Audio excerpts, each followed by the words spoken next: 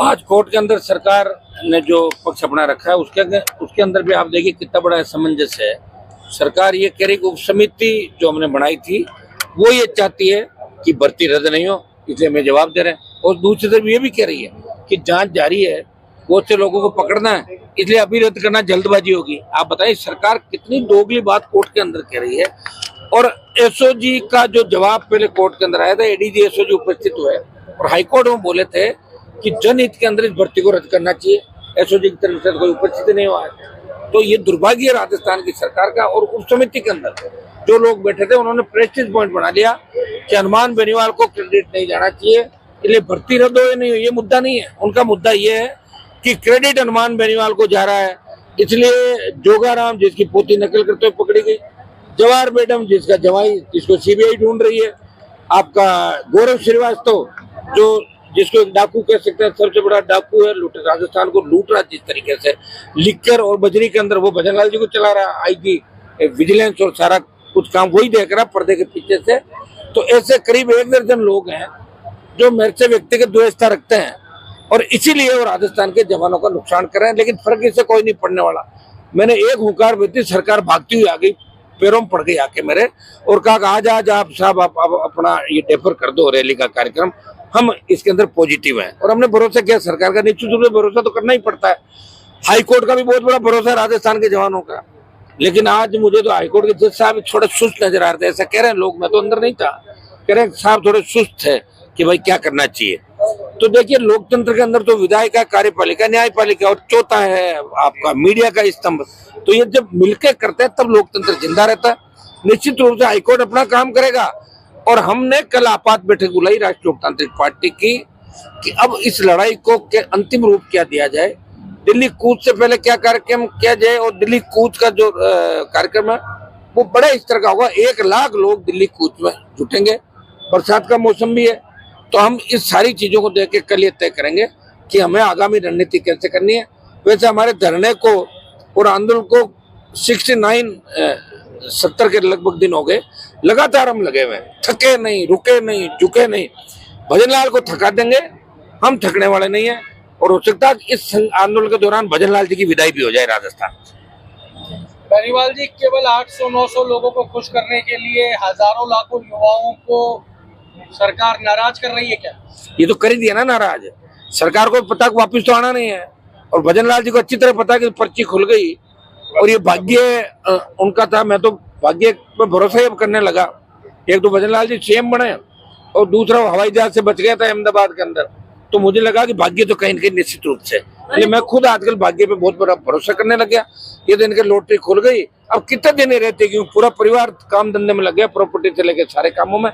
तो इनकी विदाई भी जल्दी हो जाएगी राजस्थान से। सरकार का दोगलापन नहीं है? पहले जब विपक्ष में थी बीजेपी तब तो रद्द कर दो। सरकार पूरी दोगली है। दोगलापन क्या है? दोगली सरकार है ये, सरकार दोगली है।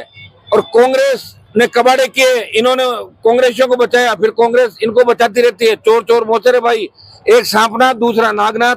मैं उनको पूछना चाहता हूँ, उन नेताओं को जो ऐसा ही भर्ती रद्द कराने की बात कर रहे थे, क्या थूक के चाट लिया आप सबने? और मैं मैडम को भी पूछना चाहता हूँ, मैडम साहब आपने थूक के चाट लिया? आप तो कह रहे थे रद्द होनी चाहिए भर्ती, क्या आप भूल गए? या जीभ के अंदर हड्डी नहीं होती जो चाहे इधर उधर मार लेते हो जीभ को?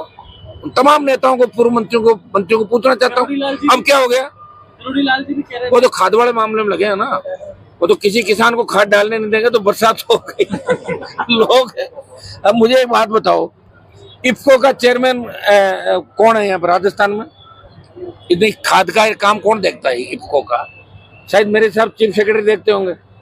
चीफ सेक्रेटरी को विदेश ले गए घुमाने, कौन लेके गया? इफ्को ले गया। और ये खाद कौन बना रहा है? इफ्को किसका है? दिल्ली का। स्टेट में गवर्नमेंट किसकी है? दिल्ली की। डॉक्टर साहब छापे किसमें मार रहे हैं? अपनी सरकार। लेकिन भजनलाल तो सीरियस ले रहा है। भजनलाल कह रहे कहां से मार रहे हैं छापे बताओ?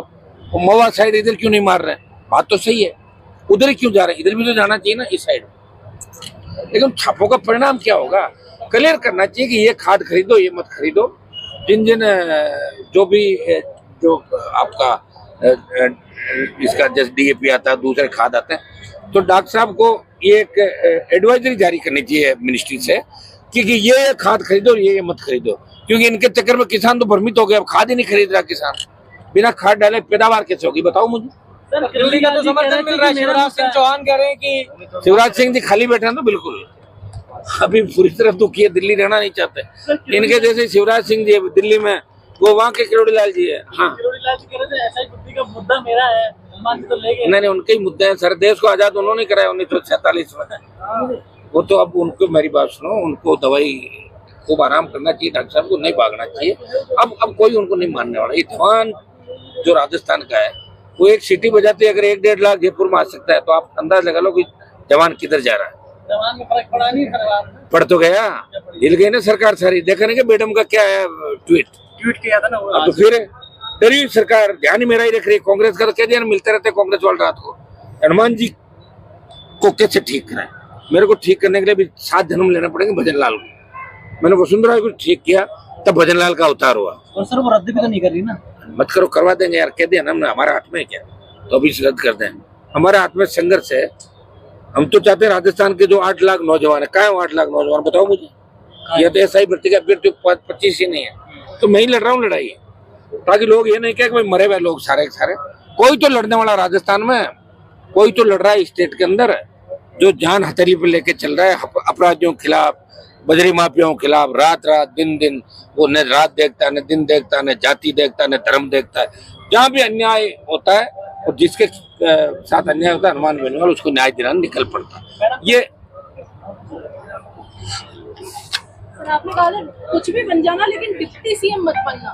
हाँ, वो मैंने उस समय जब सचिन पायलट गहलोत की सरकार थी, उस समय के मेरे बयान थे। तब मैंने कहा था कि मैं दूल्हा बनूंगा या बाराती, मैं दुल्हन नहीं बनूंगा। ये मैंने कहा था। दूल्हा अगर कोई अच्छा होता है तो उसी बारात में चला जाऊंगा।